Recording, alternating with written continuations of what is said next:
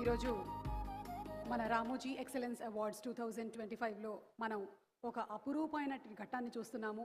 అటు ఆంధ్రప్రదేశ్ ముఖ్యమంత్రి వర్యులు శ్రీ నారా చంద్రబాబు నాయుడు గారు, అలాగే మన తెలంగాణ గౌరవనీయ ముఖ్యమంత్రి వర్యులారు శ్రీ రేవంత్ రెడ్డి గారు ఇరువురు ఇవాల్టి కార్యక్రమానికి రావటం మాకెంతో ఆనందాన్ని కలిగిస్తోంది.